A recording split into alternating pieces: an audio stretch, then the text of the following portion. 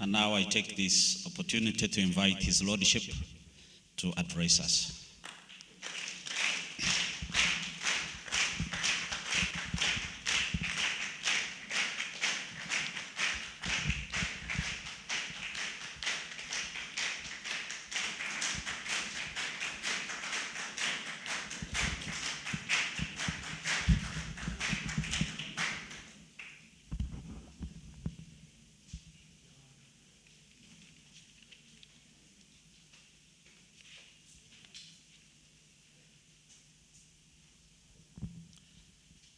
Thank you, Father Magunda.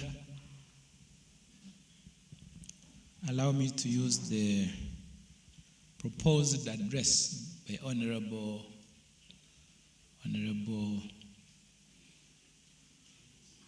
Miyungo,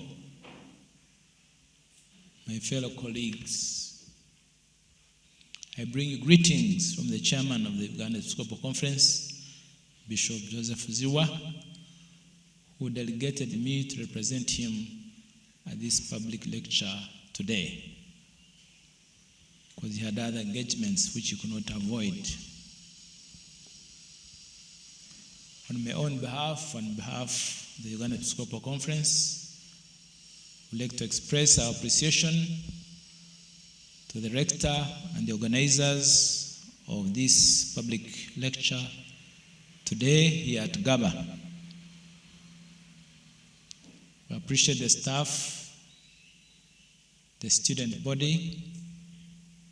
We appreciate the presenters, Honorable John Chrysostom Miyungo, who was here this morning, Father Silverno, Father Joseph Kisoga, and even Mr. Matega, who is going to address us after here.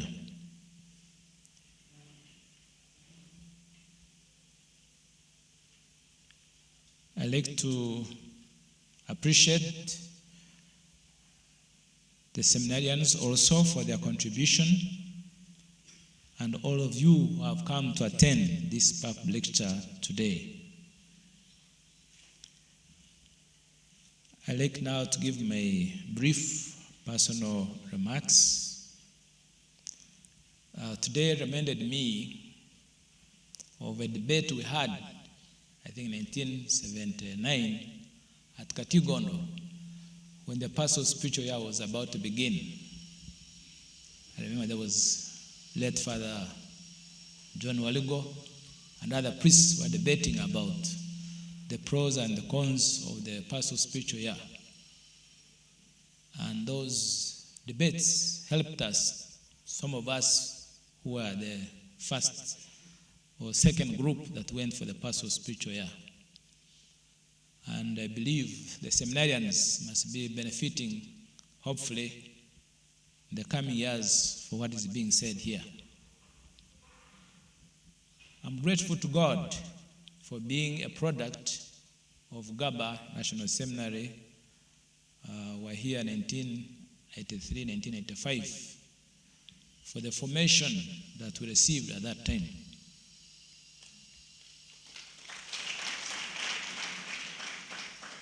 I'm grateful to the seminary staff at the time and for our contemporaries at that time, those who made it the priesthood and even those who did not make it, the lay people. The lay people are also useful to the church and the society out there because they are in responsible positions, as Father Soga just mentioned. So the formation, even if those who don't make it, is not a waste. Somehow it benefits the society out there.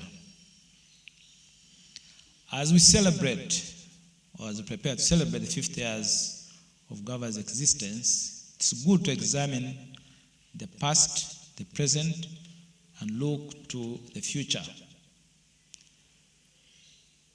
It's like, I think, having some kind of servicing for a machine, like in a factory.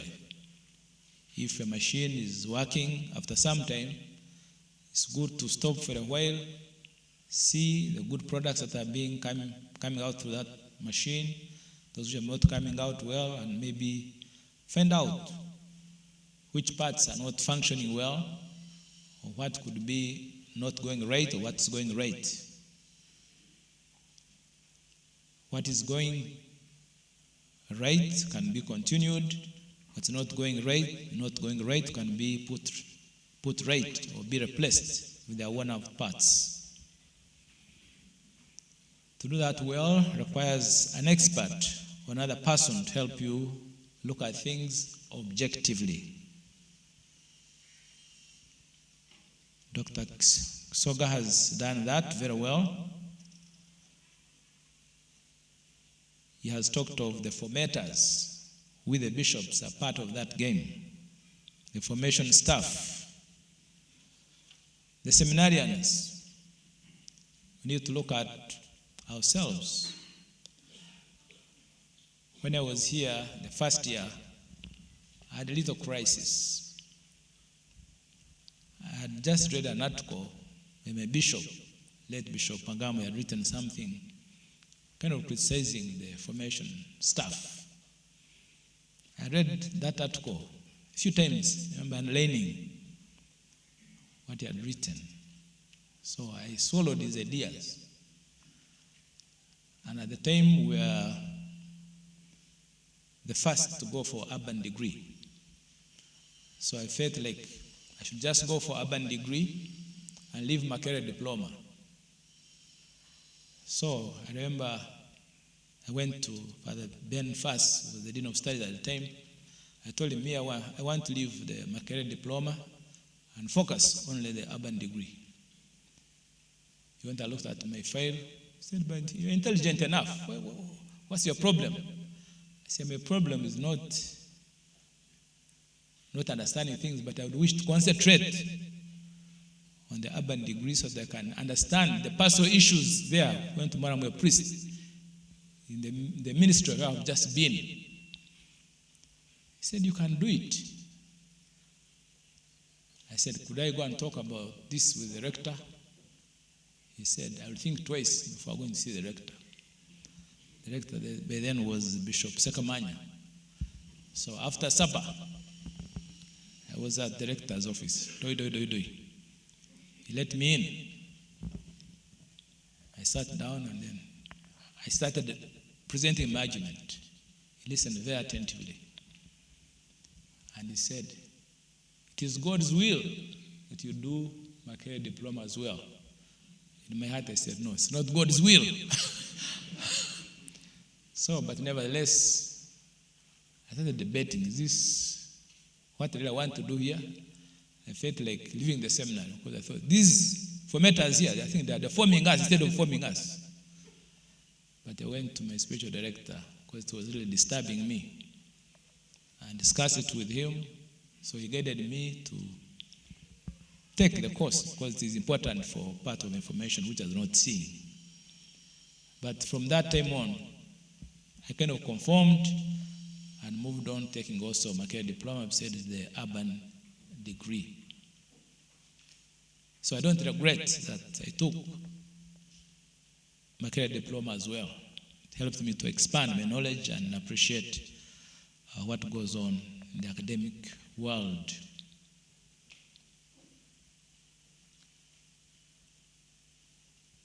As we are here now, we need to look at the products that are coming out of here, as mentioned by Father Silverino. The parish priests, the curates, our chaplains in schools and hospitals, and how they are performing. And we need to look at why are they doing well or not so well, and those need to be addressed. But also need to look at the new questions that are coming up, which are a challenge. The use of social media, the phone.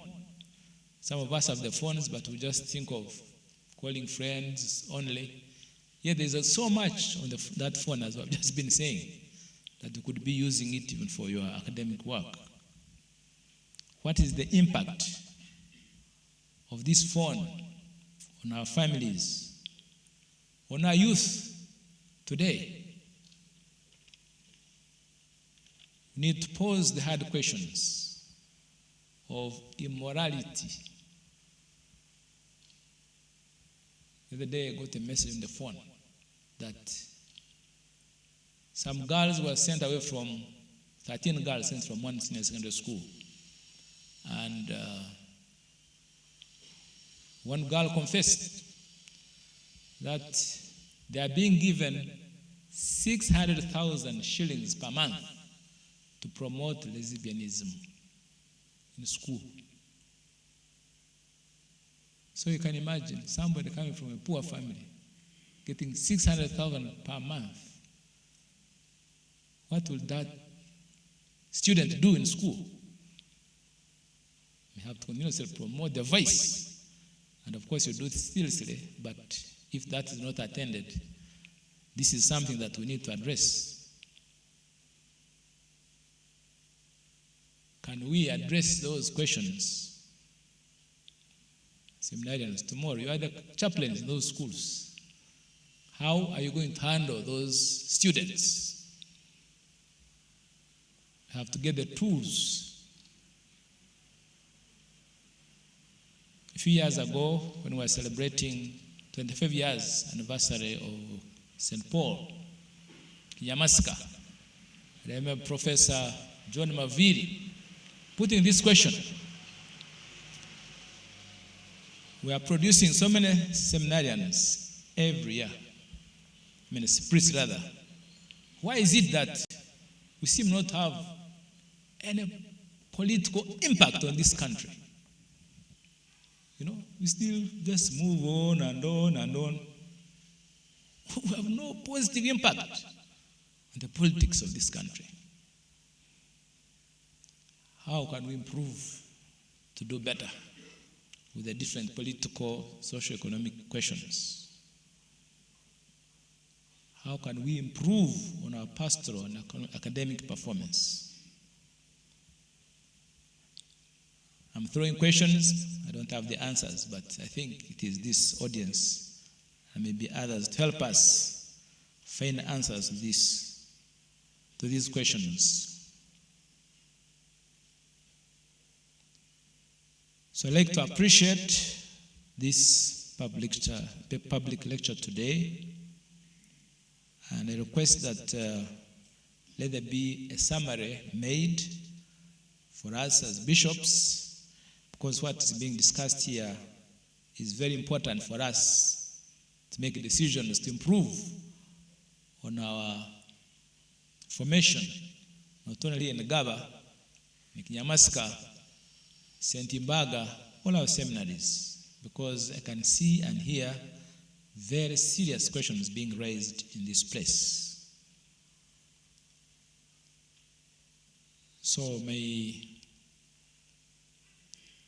wish is that this debate, this discussion continues, so it helps us to be objective and realistic in addressing the different issues pertaining to our formation. And I believe if we take some of these questions being addressed seriously, we shall get the answers and they help us to do things better. And eventually, hopefully, we can get better products from our seminaries. With these few remarks, I'd like to thank you for your attention, and I pray God's blessings upon you all. Thank you so much.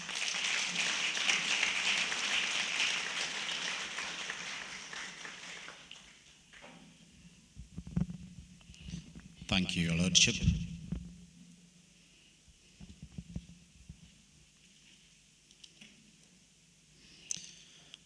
I think we shall get a word from the rector or the vice rector to cast a vote of thanks to His Lordship. Father Jude, our Dean of Studies, you have been delegated to cast a vote of thanks to His Lordship for his address.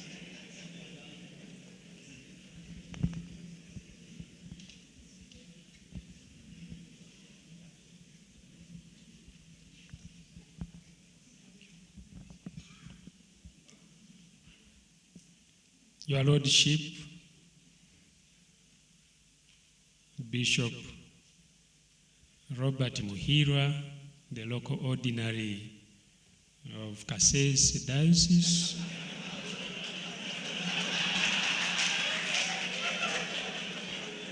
Fort Porto, I don't know. I'm not the first to say Kasese, don't know.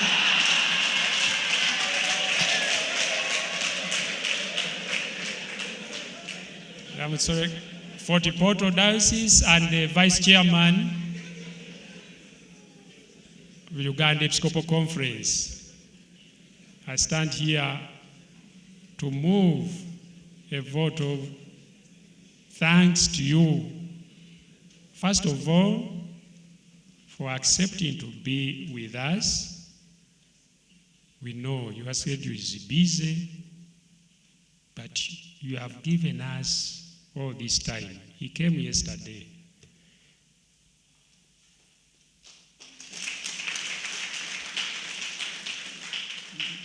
And you teach us a lot, especially simplicity.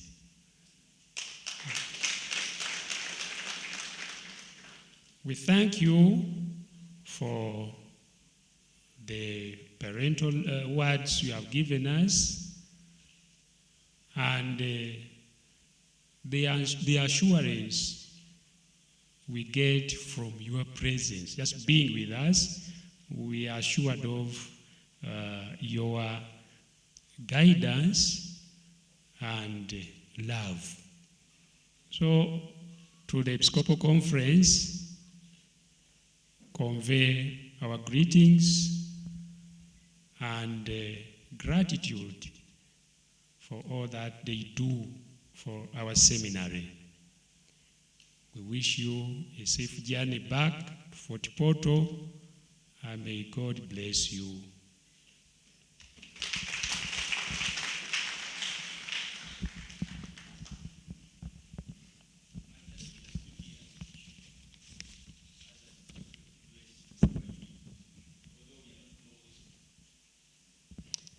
Yes, His Lordship has been requested to impart on us an apostolic blessing.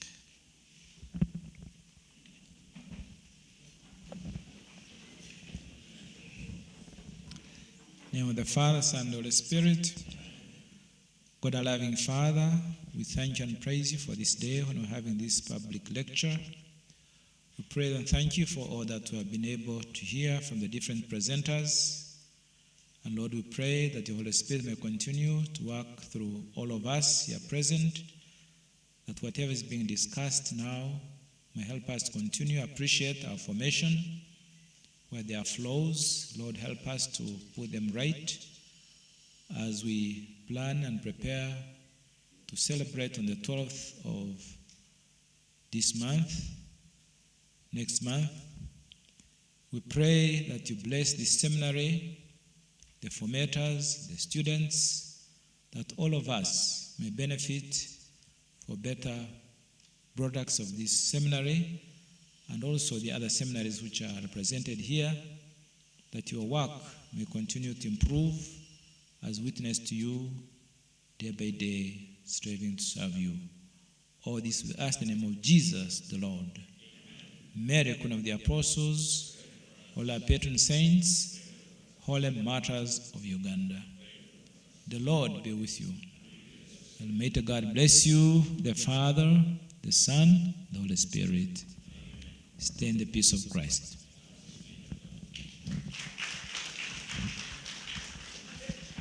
Thank you very much, Your Lordship, for being with us. I'm told we're going to have a photo with the Bishop. So you will allow us a few moments from now. The staff members of National Seminary Ggaba.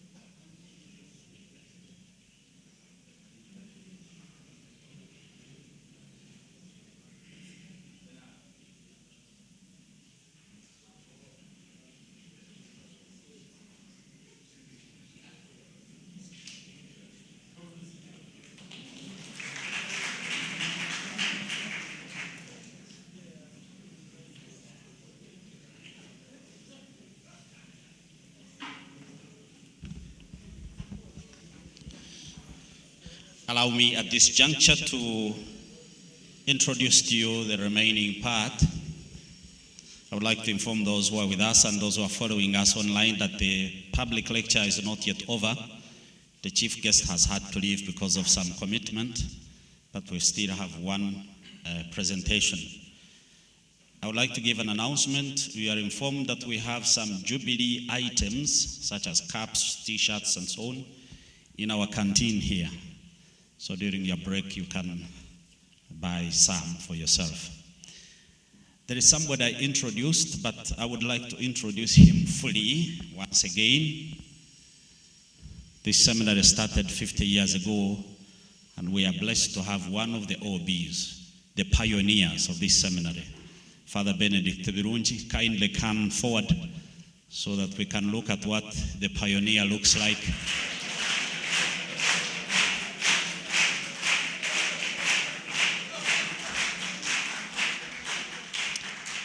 Father Benedict Birunji is currently the chaplain of Kampala International University and is a priest of Mbarara Archdiocese. And from my home parish.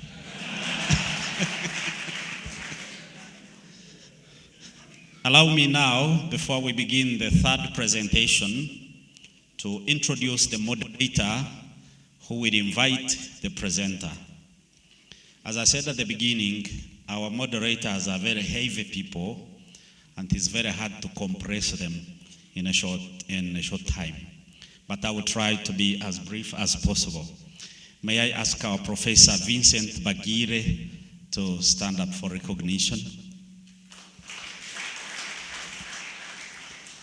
Professor Vincent Bagire will be our moderator for the third presentation. He is a seasoned expert in strategic management, an assiduous reader and writer with several publications and works authored by him. He is a distinguished lecturer with an experience of 25 years of university teaching. He is outstanding in the publication of journals, in teaching and research, and in the search for knowledge in the several areas of his competence. As a student, he has gone through the doors of the following higher institutions of learning: National College of Business Studies, Nakawa, Uganda Matters University, Makerere University, and lastly, the University of Nairobi, where he obtained a PhD in strategic management in 2012. His profession and career has seen him through several posts of employment. He has been a marketing assistant, he has been an accountant, he has been a national coordinator, Youth Apostolate, Uganda Catholic Secretariat. He has been a lecturer at the National College of Business Studies, called so by then, in 1997 and 1998. He has been assistant lecturer, finance and administration officer at the Uganda Catholic Secretariat, a program officer to do with HIV/AIDS at the Uganda Catholic Secretariat. He has been a lecturer at Makerere University Business School and has risen to senior lecturer and then senior lecturer and head of department, business administration, senior lecturer and associate dean, faculty of graduate studies, Deputy Dean, Faculty of Graduate Studies, Associate Professor of Strategic Management, and lastly and currently is the Dean, Faculty of Graduate Studies and Research at MOOBS. So he is not a simple man. Professor, we are honored and privileged to have you with us this afternoon to moderate our third presentation. Professor Bagire is a writer, and so many works bear his name as author. I was trying to go through his profile, and I counted more than 80 works that bear his name as author. So he has written books, book chapters and monographs that have been published, referred journal articles, published cases, peer-reviewed published conference proceedings and presentations, non-scholarly papers published in professional journals, articles in professional journals, magazines, and newsletters, and he has completed a number of faculty research projects and disseminated findings. He is currently undertaking some faculty projects. Professor Bagire has held several scholarly responsibilities, including that of assistant editor of the Africa Journal of Management. He is a member of a number of professional bodies and has received a number of awards, outstanding among them being the 2022 Distinguished Alumni and Diamond Ambassador of Uganda Matters University. Last but not least, Professor Bagire is a committed and pious Catholic originating from Hoima Diocese, and as you've heard, has an experience working with the Uganda Catholic Secretariat. He is very much acquainted with the Catholic Church, which he loves and serves devotedly. We could not find a better choice for the moderator today for today's public lecture, as we reflect on the past, the present, and the future of National Seminary Ggaba. Thank you, Professor Bagire, for accepting to be moderator to today's function. And with this said, I wish to invite him to introduce to us the third presenter. Thank you very much.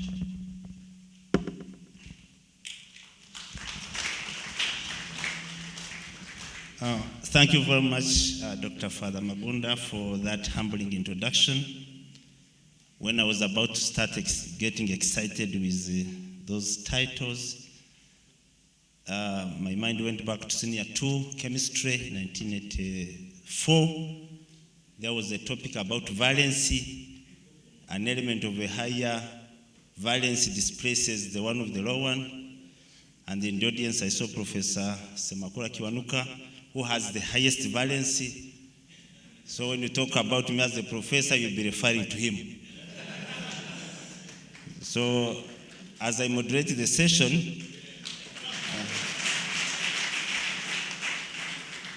so if you say thank you, professor, you'll be referring to him because of chemistry. So you will humbly just say thank you, Vincent, so that we don't go into diplomatic rows with him. But he looks a former seminarian. Yeah, Professor Luke is a former seminarian. People have asked me that I look a former seminarian, but I swear in the name of the Lord, I've never been in the seminary. Yes. But I've been very close to seminarians, right from primary one. I've been close to seminarians, and I thank God that as a laity, I've been close to your formation, close to the ministry of the clergy, and close to the ministry of the bishops themselves, as I work with them in various ways. I'm humbled to be requested to moderate this session, and my work is simple. I'm not going to talk, but to cause people to talk. But the titles will be coming to me first, before they thank the people whom I have asked to speak. That is how life goes. And so today, to speak before you this afternoon is a dedicated Catholic, young man, old man, youth. He combines all those things. He has been a youth leader, and so he still has a lot of youthfulness in him. And when we sit here, we have the National Youth Coordinator, Madam Joy. When she looks at Mr. Matega, she sees him as a youth, because he was a youth leader of Bunamwaya Parish many years ago. But from a small youth leader in Bunamwaya Parish, he has come to be the national vice president of the laity in Uganda. As a Catholic, he has been Sawa Christo at sub-parish level, parish level, vicariate level, and Kampala Archdiocesan level before rising to the national level. He's a former Sawa Christo of Kampala Archdiocese. He's married with children, and God blessing, grandchildren will come. Mr. Matega Anthony has served the church without reserve. And in many pages he gave me here, some of which I have known about him, he's the founder of the Fishers of Men Foundation. And this charity organization is assisting in getting benefactors for the economically disadvantaged seminarians. So after here, you may have asked him for a card if you are an economically disadvantaged seminarian. This is bringing services near to the people. So we thank Father Jude for fishing him. So if you see many seminarians coming around you, don't run away. You are founder of Fishers of Men. He's also the founder of Spiritual Mothers to the Holy Priesthood, an organization I'm certainly sure you are aware of that supports the formation and the devotion, praying for the seminarians. So while you are here, he has a group praying for you. So this is Ggaba. He's praying for you outside Ggaba. Yes. He's the member of the Ruaga Cathedral Foundation. You are aware of its works. And also, he sits on several boards, both in the corporate world, in secondary schools of the Catholic Foundation, and on several committees, especially when you're organizing Matters Day. He's always there. He's a permanent member of the Namugongo Matters Day celebrations. He has talked about the church a lot, and I know he has come even to the seminary here and the other seminaries to talk to the students about your formation. Outside this great church work, he's a professional in insurance. He's a chartered insurer and has worked in that industry for close to 30 years. And he's a professional in political science and the public administration of Makerere University. But he not only looks, but he's a former seminarian. Yes. So he is a seminarian from Kisubi Minor Seminary for O and A level. Why did not go to Katigonda Rockroom? Don't ask me. He will talk about it himself. Possibly there was another science that side. That was 1984 to 1990 when he completed A level at Kisubi Minor Seminary. Mr. Matega Anthony is an accomplished farmer. And Father Jude has organized this the 12th of November. If we need the PIG which can serve the whole of this seminary, he has a stock of them. And being a good Catholic, he might be willing to give back to the church. I hope I'm not putting you into a quagmire, but as a Catholic, you know this. He won the prestigious award of Best Uganda Farmer in 2019. Yes. He is involved in mixed farming. He has poultry, he has piggery, he has dairy, and 40 acres of coffee. Yes, so this is Mr. Matega. As a laity, he has a lot of stories to tell, information of the clergy. And so we wouldn't have had a better person to be invited for this afternoon session. And certainly, the afternoon session is usually between you and your sleep, but he will try to disengage you from that sleep. I take therefore this honor to invite Mr. Anthony Nakyaria Matega to address us. In the previous program, he had been given 60 minutes, just as Professor can take a seat there, then I finish up with the, okay.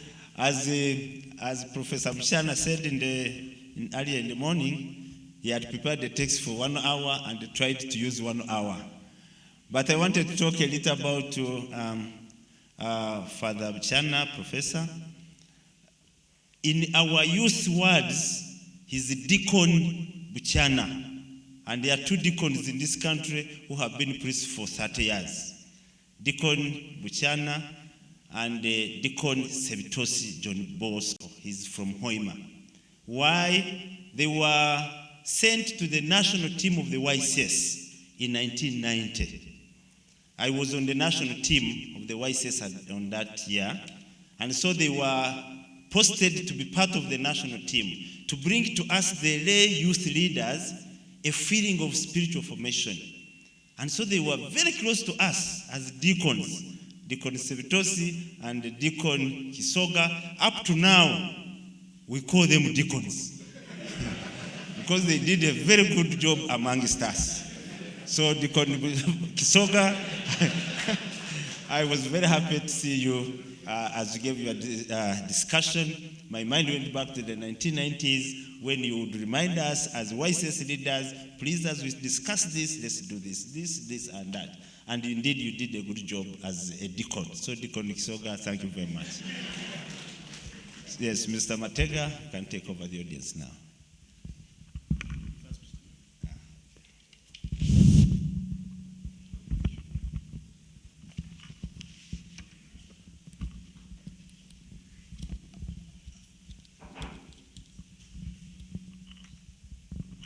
Good afternoon, ladies and gentlemen. For the sake of protocol, in absentia, our keynote address speaker, Honorable Jesse Muyingo. Also in absence, the Right Reverend Joseph Muhira, Vice Chairman of Uganda Episcopal Conference and Bishop of Fort Portal Diocese. The rector, staff, the rectors present herein, and the staff, all formators, members of the clergy, religious and seminarians. In a special way, I equally once again recognize the presence of the former Sub-Priest of Kampala Archdiocese, who was my predecessor, Mr. Robert Semper, herein.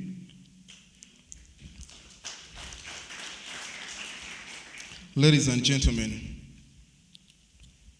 the beauty of being the last person to give a talk, chances are that so many people have already given what you are supposed to talk. So it may be more of summaries or a hint here or there. What is unique about us is that, minus the chief or the keynote speaker, we've had the clergy, and equally we are ending with the members of the laity. My presentation is not so much in the scholarly manner. As I've already said, it is an experience of my ministry, hands-on. What do you sit down on the ground? Through the 10 years as head of the laity in Kampala Archdiocese, equal as vice head of the laity in Uganda, and even at the lower levels, especially in the parish, which is the pivotal point of pastoral work within the church. So it's partly an experience of that, but equally my love and passion for the pastors of the church. And so it is something that I take keen interest into. I'll make here a disclaimer. I'm basically talking to theologians and philosophers, and I've already said so. I've never stepped in a school of philosophy, neither a school of theology. But I take time to read books and understand the mind of the church. That one I do, without fear or favor. Yes. Fine, I had a hint or a stint in the seminary, only 6 years. But they are real years of formation. The only thing I regret in my seminary formation was when I was 14 years old, I was made to be like a 20-year-old man. I had to act like a 20-year-old, whereas I was. So my psychology had to, you lift up senior 13 years, you are still thinking like a 13-year-old, but you are told, act like one who's in Katigondo. So I had to march along. So it was something that I had to take keen interest into, depending on the age, especially when it comes to minor seminaries. But with the time, you come to appreciate what life is all about. We are looking forward to celebrating 50 years of the existence and being of our beloved St. Mary's National Major Seminary, Ggaba. We are not simply celebrating existence, but celebrating the being of Ggaba Seminary. After all, even stones exist, but are never celebrated. So, why the being of Ggaba Seminary? Because through all the years of its presence in our midst, it has continued to grow and having impact on all the dioceses of Uganda and beyond. It has lived to the mission and purpose why the church founded it. Its fruits are being manifested in the priestly services rendered throughout the world and down to the roots of the Christian communities spread all over. Its being is further manifested through the services and the salt to the world being rendered by the many who were called and providence through seminary formators, whether by default or design, decided or were advised otherwise, and have joined the world. The world is in quotes. I am delighted to present to you this paper as a member of the laity. I don't know what prompted the rector to choose me or his committee, but I'm very honored and I'm very happy to be here. Therefore, when you are making your critique and assessment, given what I've already given as a disclaimer, not as a philosopher or a theologian, my presentation is as lay as I am a lay person. The theme given to me for this particular lecture is the role of the laity in the formation of future priests. The role of the laity in the formation of future priests. Throughout this presentation, wherever the term laity will be used, it will have the following meaning. All the faithful except those in holy orders and those in religious state as sanctioned by the church. Equally throughout this paper, the mind of the church towards the family is being emphasized. It is seen as the first and best expression of the social dimension of the person. It is the community in which from childhood one can learn the moral values, begin to honor God, and to make good use of freedom. I think that can be found in canon number 2207. Family values like filial respect, love and care for the aged and the sick, love of children and harmony are held in high esteem, and they all come from the family. So the family is not simply an object of the church's pastoral care, but it is also the church's effective agent of evangelization. In short, we can say that the mind of this paper is centered more on the co-responsibility for the ministry and formation of the future priests.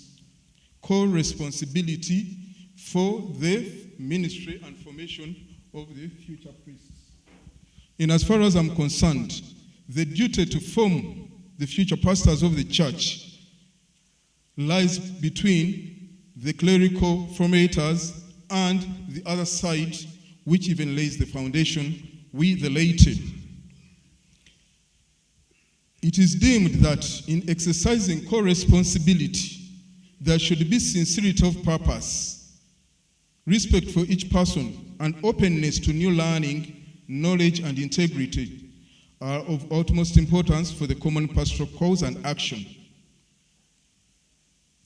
During priestly ordination in the Catholic Church, there is always a captivating dialogue between the bishop and the vocations director as candidates are being presented.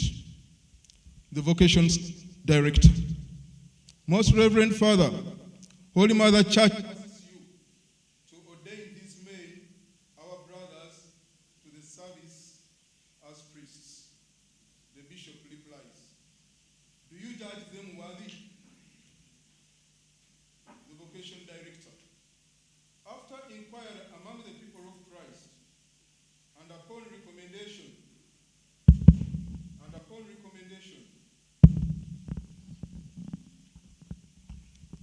After inquiry among the people of Christ, and upon recommendation of those concerned with their training, I testify that they have been found worthy. The bishop replies, we rely on the help of the Lord God and our Savior Jesus Christ, and we choose these men, our brothers, for the priesthood in the Presbyterian order. The gist of this paper lies in the reply given by the vocations director above, after inquiry among the people of God. How do the people of God contribute to this worthiness? There's some degree of collective responsibility in the formation of priests. This is why in his apostolic exhortation, Pastores Dabo Vobis, Pope St. John Paul II stated clearly that among the agents of formation in the priests to the priesthood, they are the church and the bishop, the seminary as an education community, the professors, and in bold letters, the communities of origin and youth movements, and lastly, the candidate himself. So my focus is on the communities of origin. This very statement is what prompted Emmanuel Cardinal Wamala to remark in his ordination homily on 9th August 2003. He said that a priest is a bridge that provides a connection between the people and God. Should you discover later that the bridge I have erected is a weak one, you should not blame me as a bishop, but yourselves, because you provided the timber which I used to construct the bridge. So I asked the parents to give me honorary season the timber. Those were the words of Emmanuel Cardinal Wamala. The Catholic Church is never in a hurry to ordain men to the Catholic priesthood. It is meticulously done in such a way that everyone joins the formation of her candidates. Now I go to the real stuff. My paper is divided into 3 parts. 1, the training of the priest, this time the priest in quotes, in the African traditional setting. Was there a role to be played by the laity of that time, if I'm to call them? Number 2, the mind of the church in the training of a Catholic priest based on Vatican Council II, with particular reference to the decree on the training of priests, Optatum Totius. And finally, we shall make some specific recommendations in respect of the laity for the formation of priests and a conclusion. The African traditional setting. My community of reference for the African traditional region is going to be based on the Ganda people here in central Uganda. The concept of God was not foreign at all to all the African societies. In fact, within some societies, a comprehensive system had grown and partly contributed to either the success by providing a fertile ground or environment, or the possible failure to the Christian religion when it came in. For example, here within Buganda, it was compulsory every morning to have a prayer led by the head of the household, making incantations seeking the intervention of God in the affairs of the day. You can refer to the African Holocaust by Joseph Faupel. We find different levels of worshiping places, starting from within the household. Each household had a shrine, what we are calling a sabo. We shall see how this is going to be used in the formation of a Catholic priesthood today. And the head of the household was the man and the leader of prayer in traditional Uganda. Prayer in the household shrine was a daily basis. Daily basis, you had to go to the sabo. Women were responsible for the cleaning and guaranteeing the etiquette of worshiping. Even women had a role to play. They were responsible, one of their main duties, they are responsible for the transmission of the faith to the children. From the household shrine, we found the bigger shrine, which we call a chigwa. And this was communal in nature, as several families and clans gathered therein in the chigwa. Prayer in the chigwa was once in a month, but the highest chigwa, which the Baganda called the Rutiko, that's why you call Lubaga Rutiko, Namirembe Rutiko, was used at least 3 or 4 times in a year. Strictly all priestly ordinations of the Baganda were to be conducted in the Rutiko. It would be compared to a parish or a cathedral church in our context. In the Chigwa, the role of a priest, known as a kabona, was more eminent, and the formation of priests to serve there was quite very elaborate.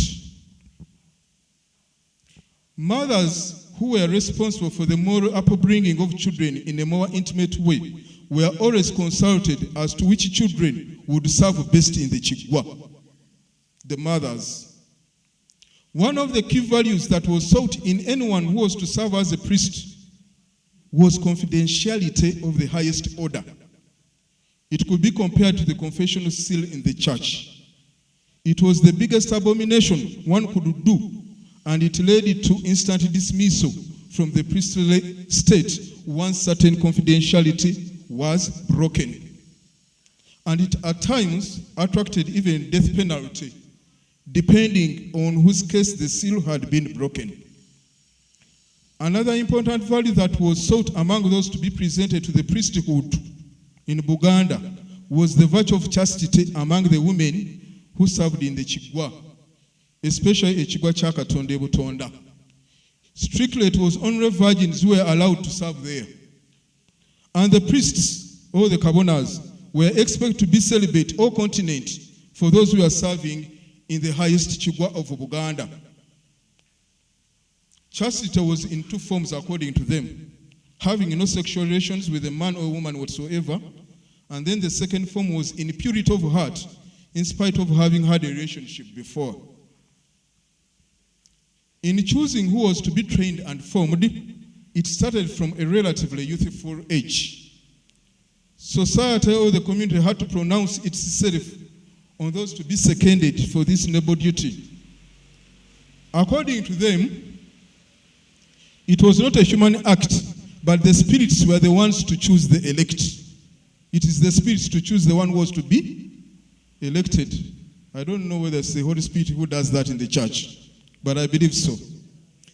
In some instances, during the ordination ceremony, some candidates will be returned with the reason that the Spirit had not appointed that particular person, or he was seen to be unfit for the ministry, as he would not entirely sacrifice himself for the cause of the priesthood in Buganda.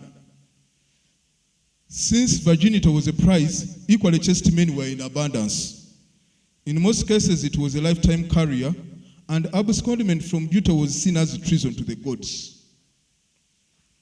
The training period of priests in Buganda was quite long, according to those times. One must have mastered the preliminaries of priesthood in the earlier years through come and see.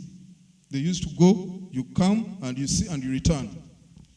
The syllabus was comprehensive, as one had to study all the 18 gods and their attributes. Culture, traditions, and taboos took another long time of studying, because the priest was the medium of the gods and the chief interpreter of all the signs. Yet all those were mysteriously hidden in culture and taboos. The study of medicine was part of the training in addition to hospitality and counseling. Equally important was the understanding and the creation of mystery, both in the form of respect and fear. The study of bad spirits, I think here do you call it demonology? Anyway, demonology, that one. The study of the bad spirits was given eminence in the training of the Kabonas of that time, because it was one of the most hectic but rewarding service the Kabona did. A priest who was having exorcism powers was always the richest, because he was usually the deliverer of several families and received many gifts. However, not all priests during that time, even in Buganda, aspired for that power, as it called for a lot of sacrifice and discernment in a bid to know the exact bad spirit that was disturbing the families.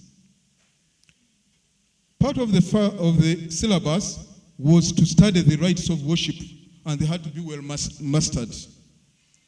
Surprisingly, there was a lot of semblance in the order of worship and even our current Christian Mass, Catholic Mass. For example, in Buganda, all members of the household had to gathered and started with what we call today praise and worship. A lot of drumming and singing for close to an hour.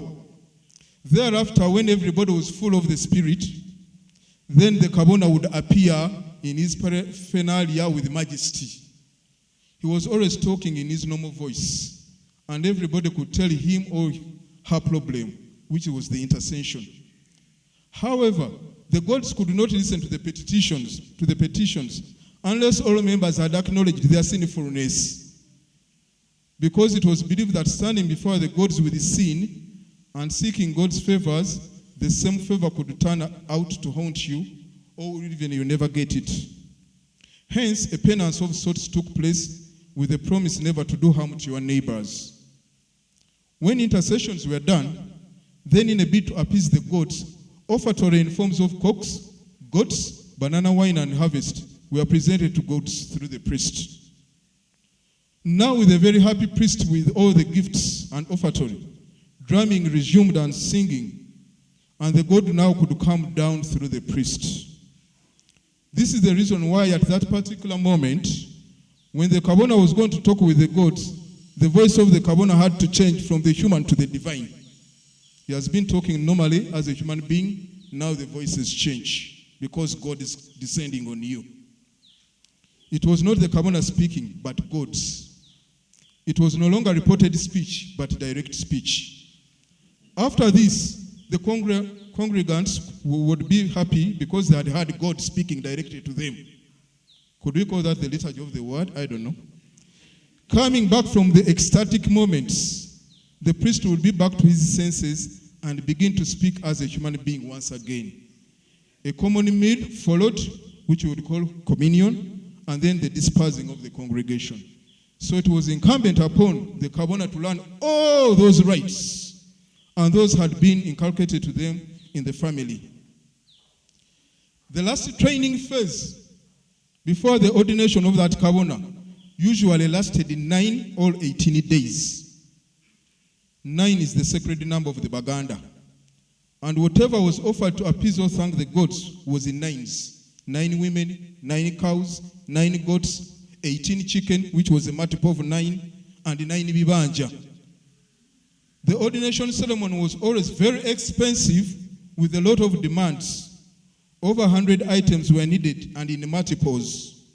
Hence, it involved the entire clan and families, all communities. Why the involvement of all the entire clan and community? Because they were fully convinced that the priest was not for the family or the household, but the entire community. Whenever there was a laicization, in quotes, it was a shame to the community, and more specifically to the family, where the priest was coming from. The main cause of laicization in the Buganda times of those days was breaking that seal, the confessional seal. You uttered what you were not supposed to utter to people. Adultery and lack of respect for the very profession one stood for. That's why you find proverbs like, you are the one who first profanes your chigwa by doing what's not supposed to be done there. It was for this reason that parents and community took all effort to present those who were the best for the priesthood. Who were the best? Families also had a duty to beget as many children as possible to avoid a scenario of having one lone son, and the gods have demanded that is consecrated to them as a Kabona. So it was incumbent upon the family to have one chosen out of the many. All in all, the family was responsible for the nurturing, forming children in social etiquette, and they were the custodians of culture, and they had to transmit the same to the child. The traditional priest was a community or a clan priest who was equally accountable to all of the people. In summary, it is very clear that the community, and more specifically the family and the clan, had the responsibility. And to determine the quality of priests they wanted, there were measures and controls in who would qualify for that noble office. We have had an idea of what the traditional society did. What is the mind of the church in the training of a Catholic priest based on Vatican Council II? Vatican Council II, in the decree on the training of priests, states clearly, and I quote, "The duty of fostering vocations falls on the whole Christian community," not only priests, not only reformators, the whole Christian community, and they discharge it principally by living full Christian lives. There's an aspect of witness. This council was called a pastoral council, and it effectively called for meaningful dialogue between the church and the world, the clergy and the laity, and other forms of dialogue. This dialogue has an impact on priestly formation. Hence, in the mind of the council, it could no longer see the seminary as a closed institution, silently preparing candidates to redeem the sinful world. The seminary has to be right in the center of the society it is intending to serve, being influenced by it and influencing society in return. We can get this from the history of the African priest by Father Dr. J.M. Waligo. The family as the first seminary. My paper is The Role of the Laity in the Formation of Priests. The greatest contribution is made by families which are animated by the spirit of faith, charity, and piety. And hence, our families are the first seminary. And by the parishes, which are pivotal in the pastoral life of the church, as I've already said. The family as the first seminary is equally the first school of faith. It's the first school of prayer, and it's the first school of Christian custom. It is the first ground most adapted for priestly and religious vocations to bloom. The family or community of origin sets forth the foundation on which all the future formators are to build. All the current formators are building on the family. It anchors the building with all forms of props, and hence when the priests are living on their own and are no longer under the possible watchful eye of the seminary formators. There was a word policing, and I'm using the word possible watchful eye of the seminary formators. They will have a notable degree of auto-formation. When you are no longer here in the seminary, auto-formation will be the answer. And they will be able to cope and continue progressing after the seminary props have been withdrawn. Usually the family formation values return at the stage when you have left the seminary. I did a survey of close to 80 priests and religious with a question to the effect that what were the key values from your background that have had continuous impact on your formation to date and are still impacting you. It was almost a unanimous answer that they all counted themselves blessed having come from a good family. The family. I can quote one of them. In my own family, I was blessed to have religious and practicing parents. We would wake up every day at 6 a.m. to pray, and in the evening, the same. Prayer is being anchored. Tradition of Uganda is starting with the anchoring of prayer by the head of the family. The prayers were long, but you had to stay alert throughout, and there was no compromise over the posture. You have to kneel, you have to kneel. Prayer was not an option. Nowadays, even among the pastors, prayer becomes an alternative. Should I say the prayers or not? The family is going back. Dad would take us 10 kilometers to parish X to pray mass, as it was said in those days. Every Sunday at 7, except when the priest came to our center, our parish. With such life of prayer, the breviary has never been a burden to me, neither the daily rosary. This preparation looks and sounds to be remote, but it is not remote at all. When I was doing some pastoral visits within our parishes, there was a parish we visited, and there was always this priest when we came to know what are some of your key areas that need improvement in your parish. He categorically said, he was still a young priest, he said categorically, my parish priest always insists on a full rosary during the month of October and May. Can't we say only one decade? So I said, what's the problem with the full rosary? He said, that is old times. Why say 5 decades?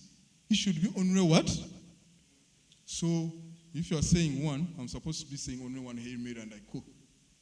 Where do you get the moral authority to tell me to have the rosary during the month of May, when you yourself, one decade is already a burden. Already what? Maybe because, let me respect him, he wants us to say the rosary. But the family had a lot to do. The witness of parents, when we are young, we know that they are the best, they are the cleverest, they are the strongest, they are the wisest in our years as youngsters. And it's very, very critical. The word is witness of the parents. When it is good, the results to the youngster are good, great. When it is weak, it becomes a time bomb. The quick question that comes up now is the issue of the family. For example, the example of parents is a very crucial guide in the future pastor when he's performing the roles of a guide, a mentor, a provider, a caretaker, and a servant leader. Question: how many people nowadays come from families, even within the seminary? How many seminarians really come from families? The idea of the family is becoming sort of archaic. Of all institutions, it is the family that has got the biggest number of challenges and enemies in all forms.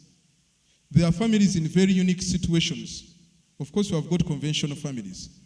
We have got widowed families.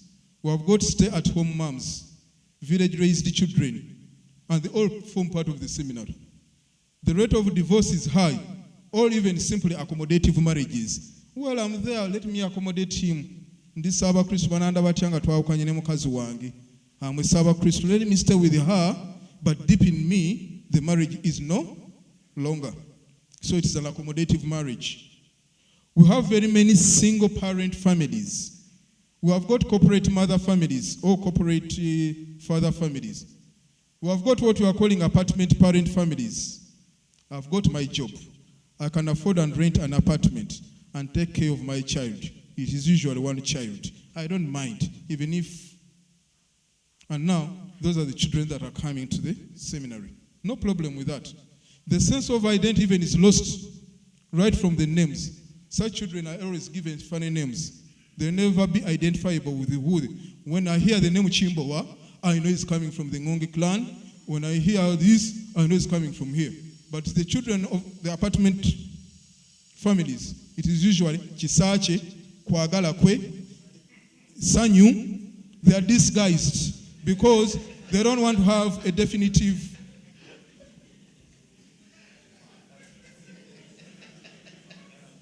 The dynamics change, and sometimes very drastically.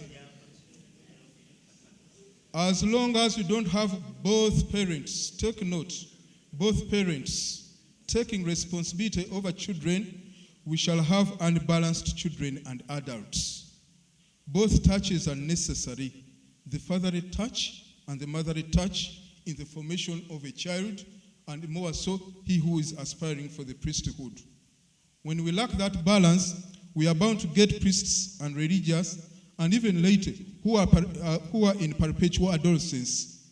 The man is 30 years, he's still an adolescent. He's 40 years, he's still an adolescent. Perpetual adolescence. They never grow. You give them responsibility, they act like children. Sorry to use the word. Because he had to outlive certain, but because of lack of the parent aspects, that we are not balanced, hence the perpetual adolescence. One of the cardinal duties of the laity is the duty of childbearing. It is almost the sole responsibility of the mother, as she is the only one who can carry and bear a child. Childbearing is very essential responsibility because without this fulfillment, we cannot have the complete triangle of a father, mother, and children. For the church to have pastors, the laity should embrace their God-given role of childbearing so that they become mothers to the pastors. Broken homes breed lack of warmth and stability in children. The aspect of obedience, which is usually derived from the fathers, is even put at stake. With a culture that is very much against the large families, even where it is affordable, the subconscious of the future pastor is equally affected. Archbishop Fulton Sheen said, "A celibate priest who cannot beget children biologically should take it upon himself to beget children for the church and Christ through the sacraments. Another role as per Vatican Council II is played by families in imparting an environment that should assist the future pastor to put on guard against the dangers which threatens chastity, especially in the present society. What possible impact does coming from a highly polygamous family have on one's ministry? Go, multiply and fill the earth. By nature, man and woman have to have this in our natural instincts. Even priests or even nuns or brothers fall into this category. To be able to resist and discipline oneself to live a celibate life, one needs a lot of preparation in the environment in which he grows, prayer and support. A highly polygamous family, how will it prepare support and pray for the child to be celibate? And as I said, the subconscious is usually at hand. The highly polygamous family will speak more than monogamy, not having only one commitment. From a polygamous family, there are many mothers, brothers, and sisters. Here is a big heart of the Father who receives and embraces all without restriction. But this will receive all and embrace all. This receive all and embrace all may prove problematic for one desiring to embrace priestly ministry. How will the pastor speak about monogamy when people can point a finger to his own father, who's more than polygamous sometimes? How will he address the value of monogamy when he himself has never lived in such a family? During my ministry in the Archdiocese, some of the issues we used to come to arising out of arbitrations and azaleyo akaana tujja kalabirira ffe nga twabazaala. We have his sister, we have the what he'll be able to handle. The family itself is not even assisting the call of a celibate priest.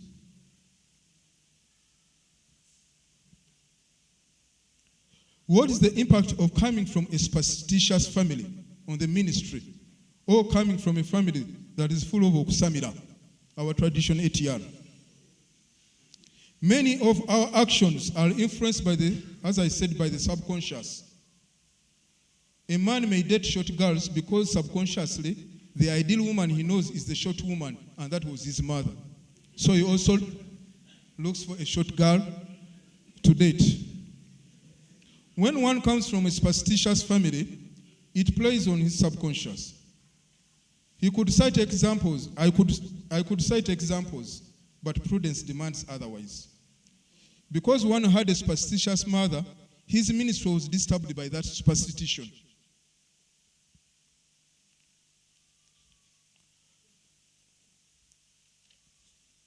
Sometimes, because of the inclination or weakness in the ministry, one will not come out strongly or even ignore that part of preaching and a prophetic voice. You are already compromised. There was one traditional doctor who came to tell us, ne father wa mwono na ya asiba wano, kati mwe mungamba nkomewo mu kereziya. Even your priest is always with us here. And now you are telling me they will come back to the church. When he comes back to the church, I'll equally do what? But when we did our underground work, surely the family background, where the priest came from, was fully coming anyway. That was the type of family. Fear is another side of it. Because it is ingrained in one would fear those forces giving them a time more authority than the authority of God. One would also see Satan in everything. Satanic powers would be seen or interpreted everywhere. Nowadays, it is very common with the even charismatic aspect. In everything, there is Satan, everything. Even where it's a personal weakness, we are ascribing it to who? To Satan. Satan. When this cloth comes down, it is the Satan coming down. Everything. And sometimes we're no longer putting even that very aspects, those of psychology and everything. Everything is Satan. There was a priest. I had a very big quarrel with him. A Christian went to him. That Christian had 5 masabu shrines, and they were in different sizes. There was like a small one, a big one, a medium, and a big one, the cathedral. So the Christian went to the priest. He tells him, Father, I want to give up these things. I want you to burn them. The father brought a matchstick. He burnt the smallest one, and he told him, that is worth 500,000. The man put in the money. Then he told him, I have to go back, pray over it, so that I handle those big ones. The second one was worth 1.5. The man picked the money. He gave it in. Then the third one, he told him, that one needs a lot of novenas, and I have to do a lot. I remember he demanded 5 million shillings. The man looked for the money. He had something to empty. But then later on, I think some sense came back to him and said, is this what it means to be in the ministry? I thought that he was supposed to assist me to redeem me. So when he came to us, and we did our background, that is how his father even used to operate. Then I said, I think something was missing somewhere.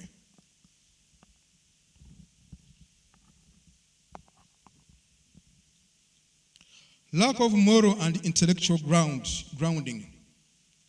Where is the moral reference point for this generation? There is a lot of moral subjectivity, and relativism is very high. Anyway, who determines what is morally right even today? Fathers are symbols of strength and wisdom. Their absence leaves a lot to be desired in the intellectual grounding of the child. A child who has missed a parent during growth cannot integrate some of these qualities in his own definition of a father and a priest. Moral subjectivity. I was reading one case, it was in Europe, concerning child abuse. And then, in one of the aspects that was put down, when this abuse was taking place, the priest told this young chap, you see, we always say, this is my body, which will be given up for you. You understand? So when they are saying, this is my body, which we cite in every mass, I was saying, this is my body. And remember, it's in direct speech now. Not this is his body. But now, he was telling the young child that this is my what? And the young man was being, is it brainwashed? I don't know what to use. This is my body. Who is determining the moral right today? Or what is morally right? Lack of nurturing and mentoring the virtues of work has brought about what we term as the broiler syndrome in families. This is a notion among many parents today. Well, I suffered a lot while growing. I wouldn't like to see my children suffer. They find all types of excuses to stop their children from work. The parents give a new notion of suffering to the children, which should be abhorred because it is very superficial and simplistic. The seminarian will fail to integrate the suffering cross into the practical life. He may, when he's studying theology, he may understand the gospel of the cross, but they may not see meaning in practical life as pastors. They will eventually fail to manage failure and will be constantly in the complaining mode over the state of a parish instead of working hard to uplift its status. And even when they are assigned to parishes never grow. Broiler syndrome. Compare that situation, this current situation, with the first African priests when they were assigned to Mubende Vicariate in the 1930s, when the experiment towards the African church autonomy, all self-rule, was being done. Those priests did whatever it could take because they knew they had to sustain the parishes, they had to build the schools themselves, and they were real examples. The broiler syndrome. A broiler chicken, I'm a farmer, you give it, it feeds from there, it sleeps there. Even when you put it outside, it's already conditioned, it is always seated. Broiler syndrome. I'm waiting for things to work themselves out. Can it be possible why even some of our church land is being taken because it's not being utilized. People are quite very lazy. The role of teachers, especially in primary and secondary levels. Vocation, fostering and mobilization. Positive attitude towards the vocation is an important aspect in the formation of the future priest. In so many schools today, many children don't want to embrace the vocation to being teachers. And many who do so see it as a last resort and not out of passion, unlike the formed years. I left the chalk. It's not worth to be a teacher. Cardinal Wamala spoke about the role of teachers in the formation of future pastors at Subi Brothers. He said this: forming the conscience of the youth so that they match with their academic excellence is the biggest challenge facing the brothers of Christian instruction and all teachers in this era of technology. Unless you form their conscience to match peace will be elusive, and values of integrity, honesty, and purity of heart will be archaic, and those people who practice those values will be termed as conservative, traditional, etc. I usually hear these words even in church circle. That one is so conservative. That one is so traditional, etc. Now, having lost the values of integrity, we are having a lot of issues even in our own parishes. We don't want systems. We want always to break them. When it comes to finances, it becomes another mess. Not all parishes, I shouldn't generalize, but many. We are part of already the bandwagon. Stealing is becoming part of us because society is no longer seeing it as a value. Mama wange bamufunira mu bubbi. My father stole somebody else's wife. Stealing starts. That means I was begot out of stealing. My father stole money so that I went through the schools. What next? He had to get money so that I steal exams to pass. When I come to, even I had to buy my degree. When it comes to a job, I have to bribe the people who are doing the interview. So from the word go, everything is full of what? Does it happen in these circumstances? I don't know. But society breeds its own. Sooner than later, we shall see such a thing. How? You will see a lot of lobbying. Saba Christo. Nange banyambe banga bikomu parish eno. That is the starting of the whole. So, wherever I send you, is there nothing? Are there no souls to be saved? They are there, but it's not also bad also to work there. The role of the laity in the pastoral spiritual year. Every future pastor of the Catholic Church has a chance of having a spiritual year of apprenticeship. It is a year of discernment and having practical reality over what one intends to embrace. Questions. What is the expectation of the seminary from the parish or the school in which the seminarian has been sent in terms of appraisal? Are your expectations so clear when you send someone? What are the key elements to examine? We should recall that this is a young man, usually in the middle youth years, who is still to be molded much as is still expected to be mature.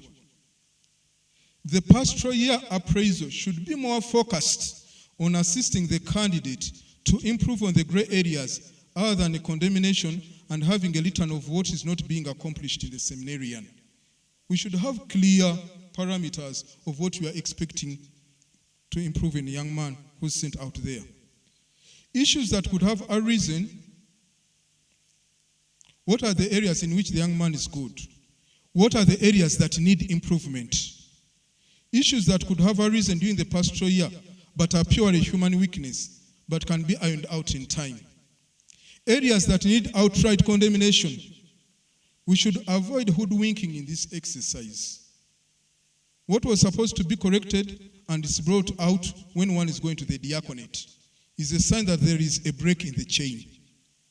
I did the pastoral 4 years ago, and the issues brought out at, that when you are doing your pastoral, this issue, couldn't we handle it if it was quite very important? By the time we left it go on, unless there were efforts to have improvement along the way. That means it could be accommodatable.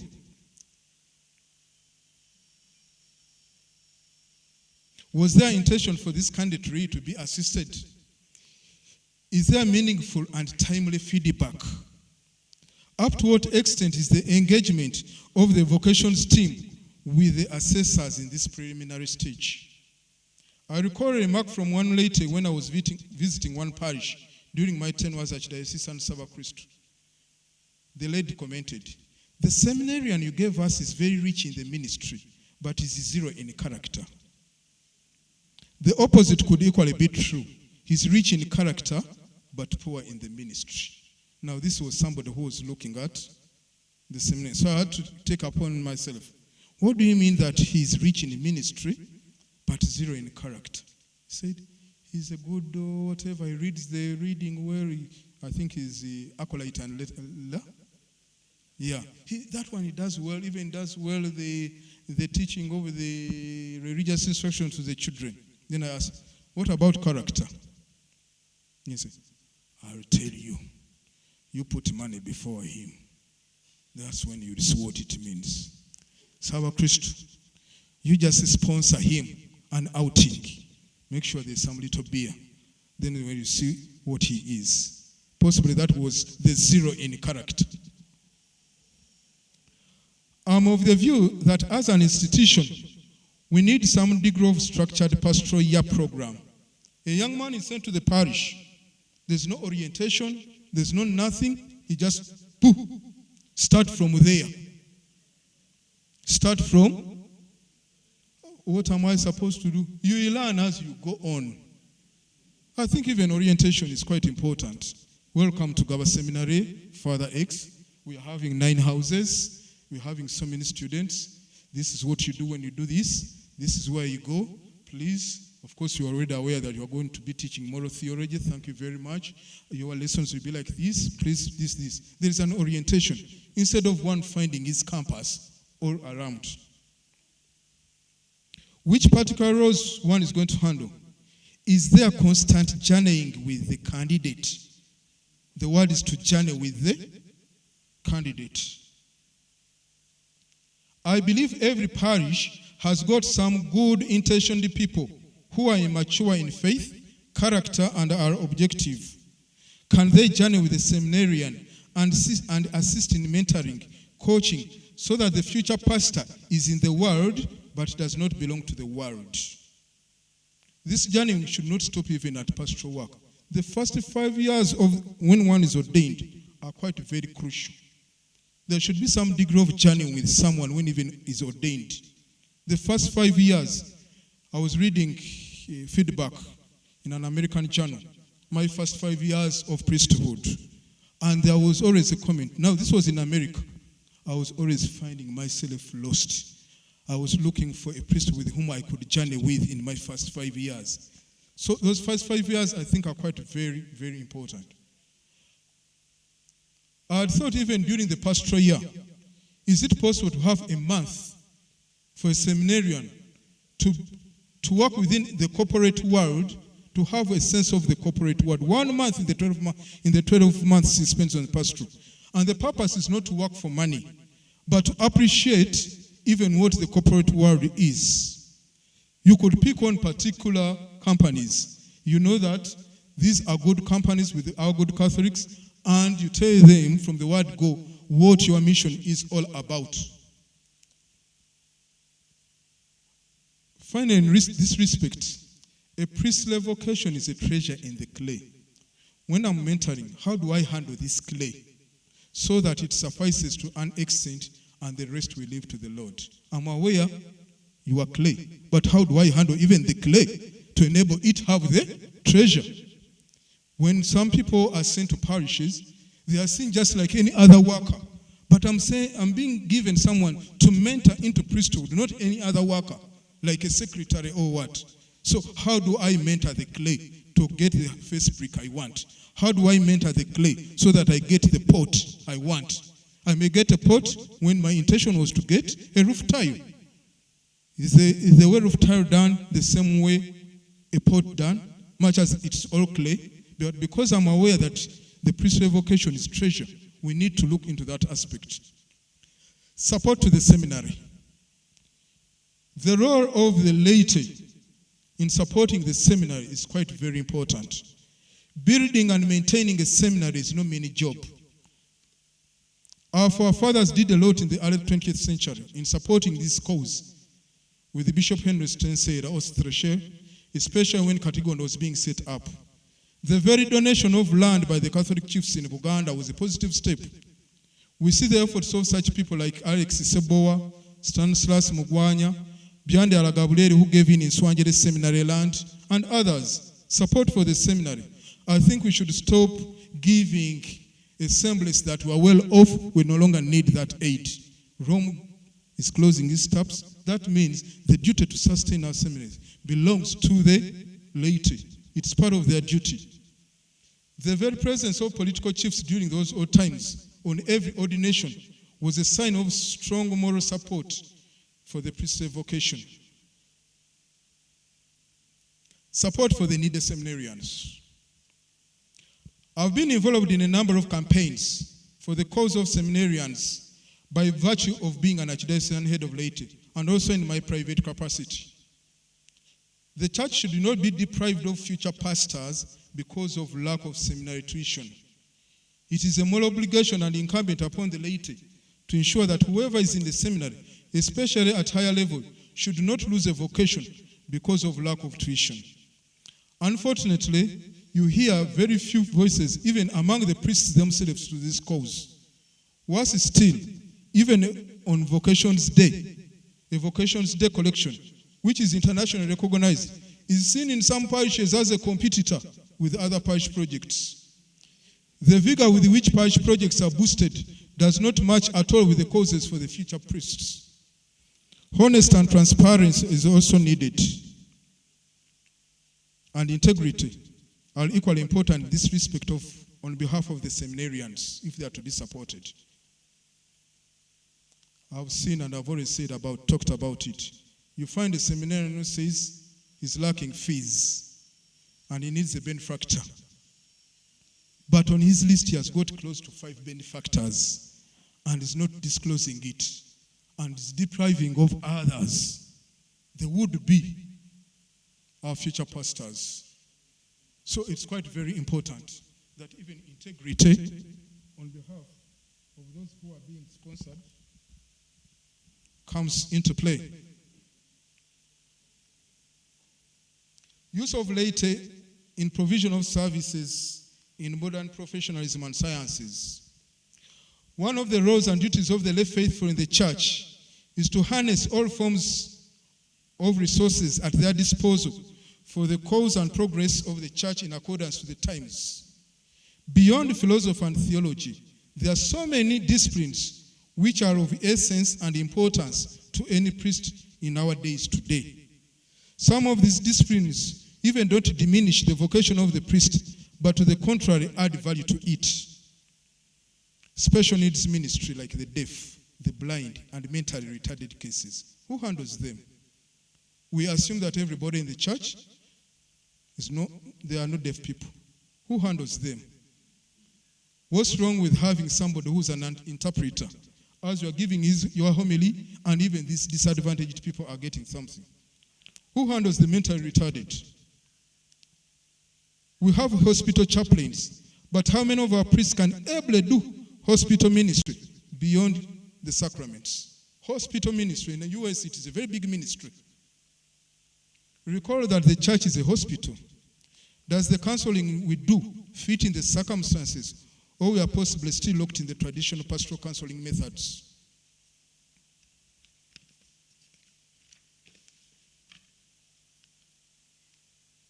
We are living in a very stressful world today, and many of the elements we are handling them as if they are diabolic or demonic.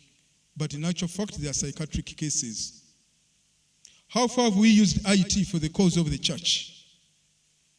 Statistics for the cause of the church, financial management, and others. I remember some few years ago, there's some good Christians who had proposed to the Episcopal Conference to do pro bono services to seminaries, major seminaries, and they could offer 1 or 2 lectures in every month on financial management. And the bishop said, you wait a bit. We shall tell you when such are supposed to come. It was pro bono, they are not to be even given money. Conclusion. The duty of fostering, forming, and assisting future pastors of our church is of paramount importance. The first person who best understands this future pastor is the family and its environment. If we need good pastors formed in the heart of Christ himself, we need to take special care of the family. For every priest comes from the society and is returned to society. If the laity through the family give the church garbage, the seminary will churn it, upgrade it, and get some biogas for usage, but by and large, it will put out garbage also. Let pastoral training put emphasis on the family. Let vocations team endeavor to be in full touch with the families where our future pastors come from. Let them be objective in making the analysis of the family environment so that we get priests from all those environments, but molded in the heart of Jesus Christ, the chief shepherd and high priest. Thank you for listening to me. I wish to acknowledge some of the information I got it from, includes Edini Abaganda Eyenono by Professor Jesse Sekamwa, A History of the African Priests by Father Dr. Late Waligo, Cardinal Wamala's Reflection on the Word of God by Fred Sechito, and my personal interviews with Father Augustine Mpaji, who's an exorcist and a herbalist. I wish to thank you very, very much for listening to me. May God bless you.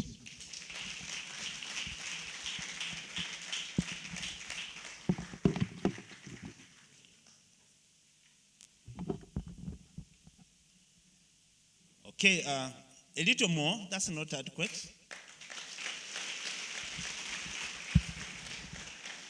Okay, thank you very much, Mr. Matega, for that very well thought out presentation on the role of the laity. Now that he has finished speaking, I can give the final introduction of him. He's not only a former Savakristo of Kampala and the National Vice President of the laity, he's also a Purple Knight of Kampala Archdiocese. Yes, thank you very much. And Purple Knights are universal, so he's a Purple Knight wherever he is. He may not be putting on the regalia, but I think on November 12th we shall see him in the regalia. Thank you very much. You have brought out many issues. Academically, my summary of his presentation is longer than his paper.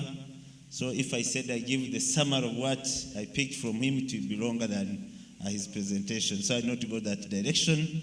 I only appraise you for looking at priestly formation from the family to the institutional in terms of the laity. And we thank you for that. And at one point when you mentioned that your paper was on the formation of the future priests, then I remembered my small personal contribution towards the formation of a former seminarian. 26 years ago, one of our contemporaries was, we were all preparing for his priestly formation, priestly ordination, and when the letters came, his name was not there. We were all very sad. We said, what has happened? We have worked with him right from primary, and we were calling him Father, Father. You know, the way we call you Father when you look a priest in the primary. So he was Father, Father, 26 years ago. And the letter did not come out. So everyone was sad. Everyone was saying that is God's plan. That's what has happened. I took courage. I said, I'll go to the bishop and find out. At that time, there were no phones, so I had to make my way to Hoima. And when the bishop saw me, he said, Vincent, I've been also looking for you. But first tell me why you have come. So I said, my Lord Bishop, Deacon X is not on the list. What could have happened? For us as his laity companions, we really called him Father all these years. And we were looking towards his ordination. The bishop said, actually, that's why we wanted you. since you are somehow an opinion leader, I wanted you to know that he has to come down. He needs to come down. Those were the words of the bishop. So I said, do I go and tell him? He said, yeah, tell him he has to do what? To come down. So when I went back, I told him, Deacon, you have to come down. He said, I'm already down. Yes, so, but for a whole year, we were reminding him, I was reminding him, joking, I said, come down. So this year, when he was celebrating 25 years of priestly ordination, I mentioned to the public, I said, Father, come down.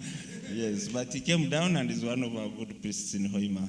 So that was a contribution towards the formation of the deacon, because he was up there and I reminded him to come down. Okay, thank you very much. Time is not on our side. What we shall do, I will invite Monsignor Silverius to come and take up part of this podium. No, you will stay there also.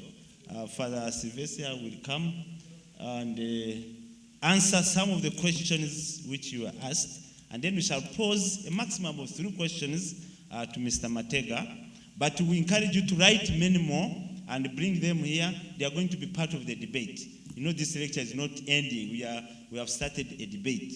So the dean will arrange group discussions over the questions that you are going to bring. So may I ask Father Silverius to come here, Silverius to come here. I remember when he was a dean, one of the contributions I have made possibly, when Father was a dean, he invited us here from the youth office to come and talk to the seminarians. And Father, now when I go around the country, I meet many priests said, yes, your talk about HIV, AIDS, and behavior change was very helpful. So we contributed towards his work as a dean, and they still praise him because he invited us to come and talk to the seminarians. And I think that is how we can bridge the gap towards the formation. So that is one of the tools. You had a further question, which we'll start with.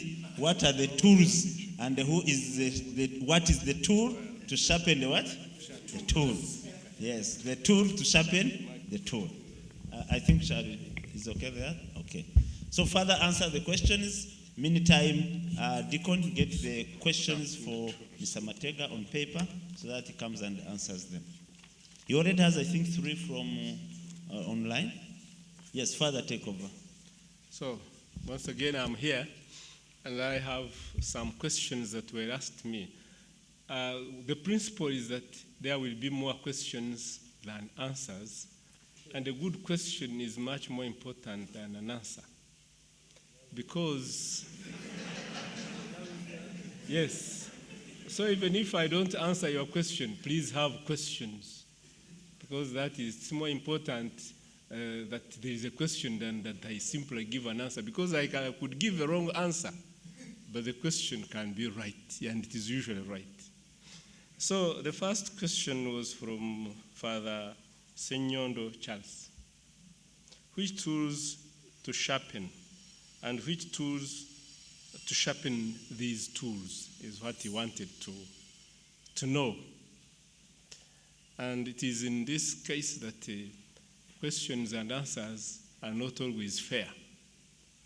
I was reading a book called 7 Habits of Most Effective People.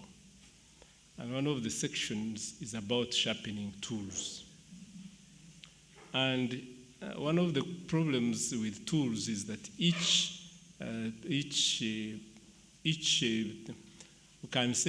profession has its own tools. You cannot even say that a computer is your tool because you are not a secretary.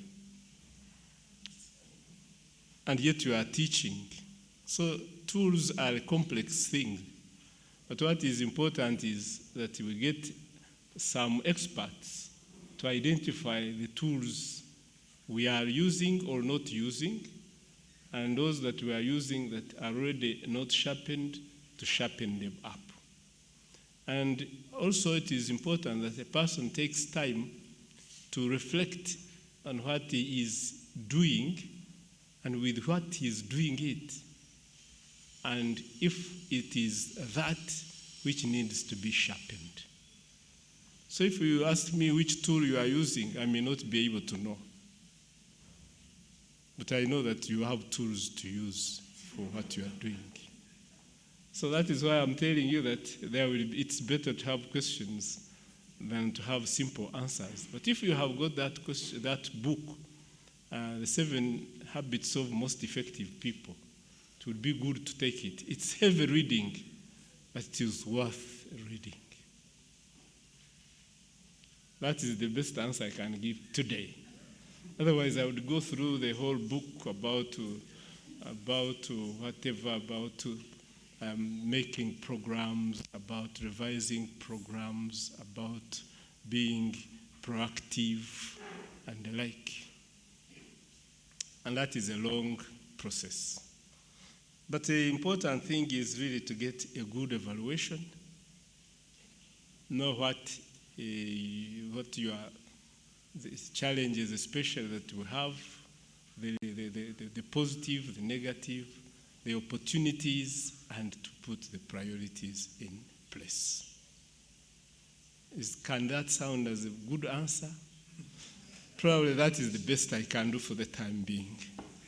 Secondly, there was another one by, some of when you teach some people, they become cleverer than you are, so don't be surprised when it becomes harder to get answers. And then another one is by Father Kimboa. Chimboa. Internal leadership.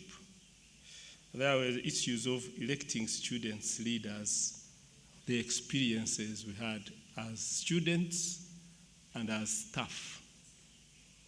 This was one of the places in which unity was usually flouted or met great challenges. And on some election days, we felt that we may have needed security.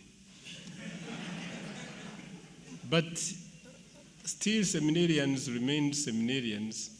There was a way of managing issues, and we still went ahead.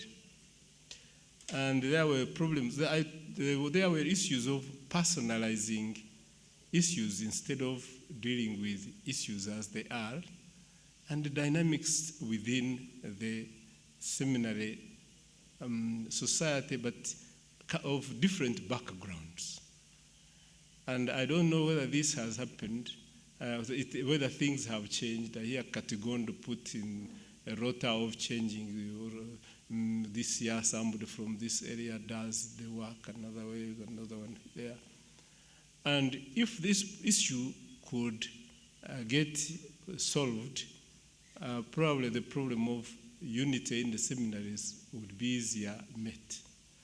But for me, what I still believe is that no year as a student and as a formator, where seminarians and staff directly approached or dealt with or shown that they have a special task of building unity here. And I don't remember whether we ever discussed it as such. So it is something that is supposed to be done, but I don't remember that it was taken up as a special task. And for me, I think it is we have glossed over it. And until it is done, maybe it is we are afraid of it because it might be explosive. But what is the use of putting bullets in firewood, putting them in a fire, and then they begin exploding? Why don't you identify them before, deal with them, and see what you can do? So I think there is a responsibility according to me, and I feel I was not able to do it because maybe I was part of the dynamics.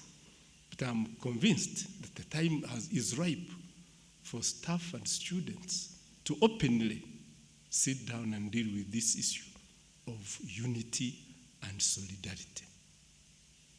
That is what I would think as a better answer than simply saying what was at stake. But it was not very good. Though maybe those who came after me and before me had it better than myself. But I didn't see, morally speaking, and in other ways, I didn't like it. It's one of the things that you felt, can this be done in the seminaries? And I hope it is no longer being done in the seminaries. But we have got an obligation and a duty to sit down, and if the tools here were not in place, we put tools in place and we sharpen them properly and we build unity of clergy in this country and for me in the whole of Africa. Why should you be happy when you are called a German or an Englishman and you cannot be happy when you are called a Congolese or a Rwandese or a Sudanese? It is trash. Okay, sorry. There is something from Mr. Semper Robert, that leadership is everything. But I think it was more of a compliment. And where you have got good leaders, everything moves. And where leaders are lacking, things just slump, if not go backward. The fourth thing, I think, can I finish with this? The fourth one, I appreciate very much the contributions of Monsignor Lokel Philip about our being black.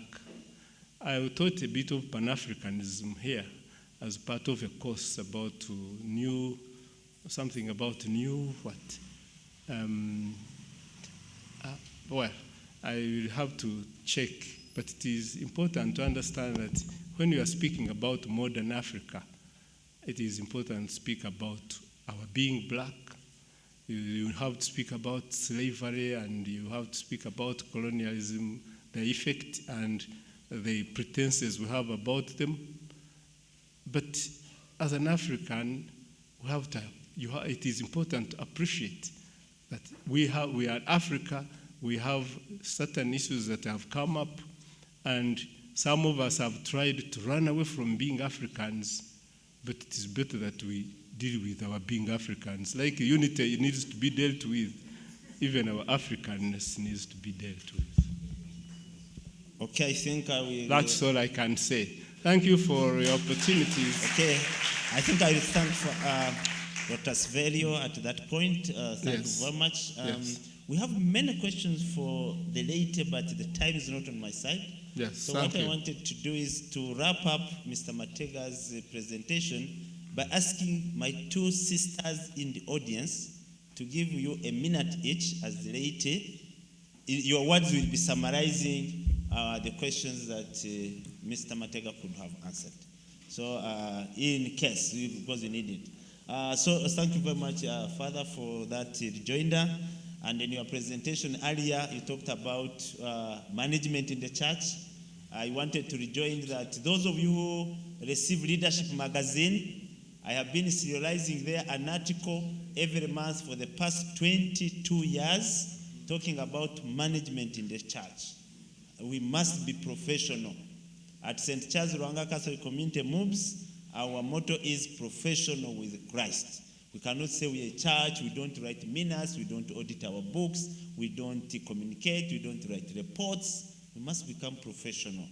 And there are many professionals out there who must participate in church leadership, church formation. And so it's very important as seminarians in your formation, you know you are going to deal with the people and you must communicate, you must handle relations, you must handle interpersonal conflicts and all those management things. So let me ask my two sisters a minute each.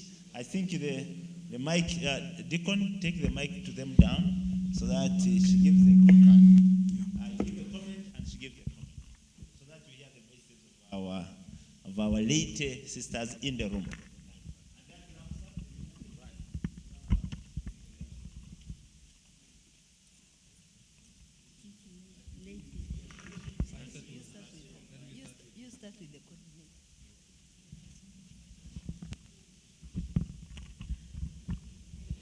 Thank you so much. I would like to observe the protocol. Zako Joyce is my name. And I always like telling people I come from the USA, United States of Arua. And I work as the national youth. Yeah, in the youth apostolate, you have to brand yourself. Even as young priests to be, you have to brand yourself so that you are able to attract many young people into the church. Now, mine is just a compliment or a gap that I have realized, especially the component where I really handle youth issues. I have realized there's a gap in this area that many of our priests now, actually the focus of the formation is more of a family-centered issue. And when it comes to the payment and taking care of the student and everything, seminary formation has become a little bit secular, like any other secondary formation, meaning that the families are actually 100% responsible to make sure that this student succeeds in life, even if some of you have been supported by other Christian communities or individuals. But the bigger portion is that your formation is entirely in the hands of your family members. Now, why I'm saying there's a gap there is this. Now, as a young priest, you have concluded, you disguise yourself. I want to use this word. You pretend to be nice. In my culture, they'll say a woman covers herself to get married. And once she's married, she starts revealing out her true self. Sometimes it happens also in the seminary formation. Now, when the student who has become a priest is fully a priest, the focus of this priest, who is supposed to be for the community, is actually centered more to the family. Why? He still feels that attachment of being close to the people who have seen him through. Now, the bigger Christian communities start complaining about this single boy who has been raised by the family, and he's expected to serve the whole entirety of humanity. That is the complexity in which we have found ourselves when it comes to the issue of formation. As families, we're also bleeding. Sometimes we see we do not have the support. We don't have the support. Where is the support coming from? Again, from the bigger Christian community. So when we're doing the formation, it has to be all round. Even those who are doing the pastoral, is it what? Pastoral year of formation, something. When you're doing that, you also need to interface with the families as well. It's not about knowing how good is this seminarian to be, but how supportive are you to the family to make sure that they support this child of theirs and giving it to the church. Usually they hand you over, not so. You are there in between your parents, they take you. So thank you so much. When we're doing the formation, it has to be in totality.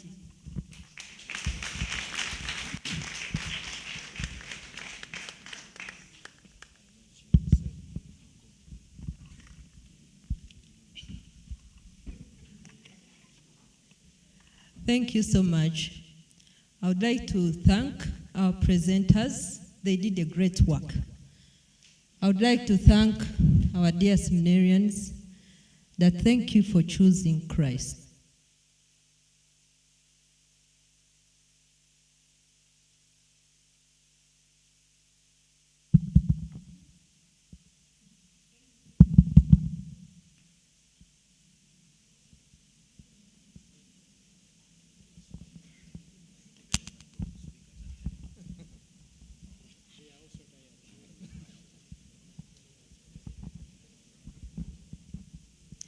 There's one important thing which I always believe.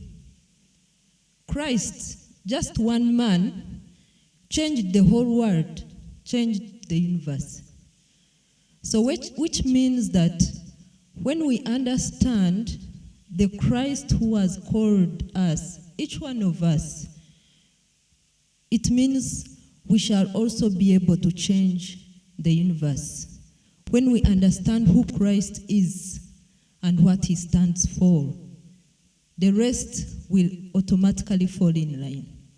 So let us love one another.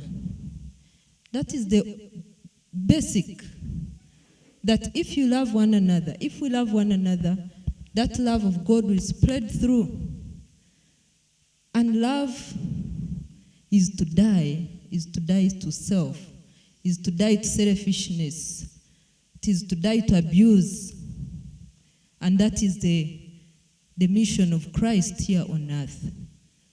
To love, to teach us to love, and to win souls for Christ. I thank you so much for listening to me. Love one another, love your vocation, love every single bit of what you do. Then you will attract other people to what you're doing. Thank you, and God bless you.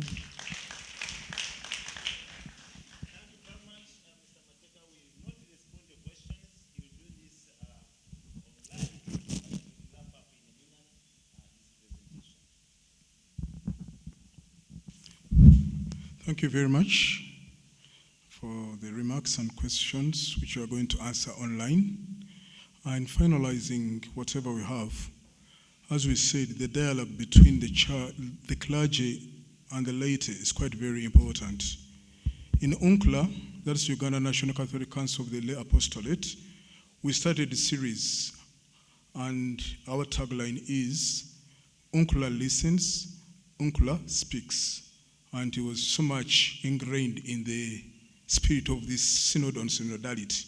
We have had very good presentations, and we have had very little response from many of even the members of the clergy. Recently, we had one on professionalism in running of parishes. It was a very good one. We saw some priests. The same presentation was given to the seminarians in St. Mbaga. I think it was something that was worth. It augments and even puts more. So let us, under Zoom, let us listen to them. There were 600 and something people who zoomed in, but there were hardly 5 priests. And we are talking about management of parishes. There was another one which was quite very important, balancing between the ministry, the family, and the job. I'm a Saba Christo ministry. I'm a family man, family, and the job. How do you balance? What looks to be far-fetched equally has impact on you. As a priest, how do you manage the ministry? And even your family as a family at home and other things.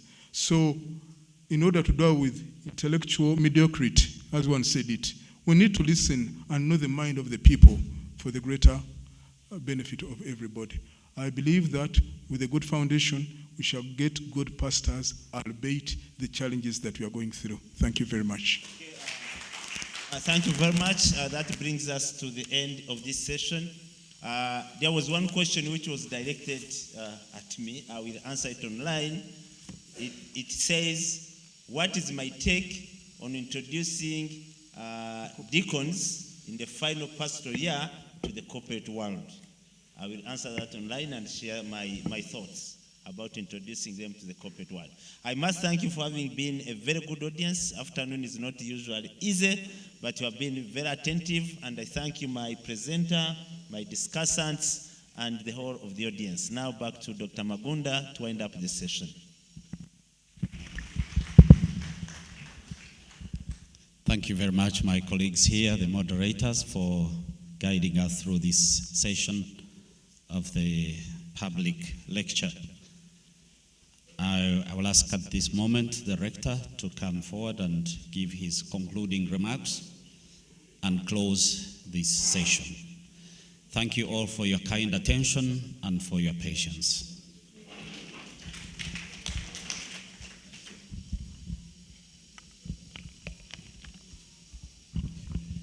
Ggaba National Seminary at 50. Ggaba is speaking. Ggaba is discussing her life. Ggaba is consulting, acknowledging her positives and her negatives. Ggaba has a great desire to embark on a new phase of life with courage and with a better positioning in today's changing world. You have helped us in this task, enormous task. Thank you, our dear discussants. Thank you, my good friend, very, very practicing pagan and priest and philosopher and researcher, How do I explain it, describe Chisoga? Thank you very much. Father Silverio, I didn't study here, I was hearing from you. You have presented in an amazing way that we didn't want you to go back to Kabale. Thank you very much. Mr. Matega, wonderful for putting us in touch with the family and the laity. Our dear moderators, you have made this interesting. Even in the afternoon, we are still able to follow. Thank you very much. Father Magundus, you have tried to use your bell. Sorry if you have not obeyed, but you have made it. Thank you very, very much. Thank you, dear brothers and sisters, for having participated in this academic and social endeavor as we prepare to celebrate meaningfully our 50 years of Ggaba. Come November 12th, we hope to see you all, not on an academic platform, but also we need to eat and drink. God bless you all. And I'm requesting my fellow rector, Father Giuseppone Serunjoji, to bless us.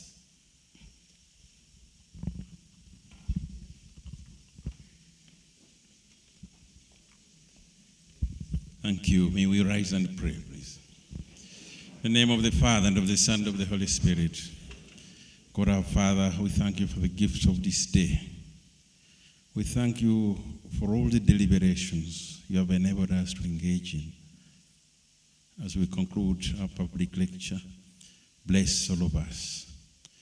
Bless those who have presented, and bless whoever has prepared this day, all for the greater glory of your name. Glory be to the Father, and to the Son, and to the Holy Spirit. It was in the beginning, is now, and ever shall be. The Lord be with you. Mighty God bless you, the Father, the Son, and the Holy Spirit. Thank you very much, everybody.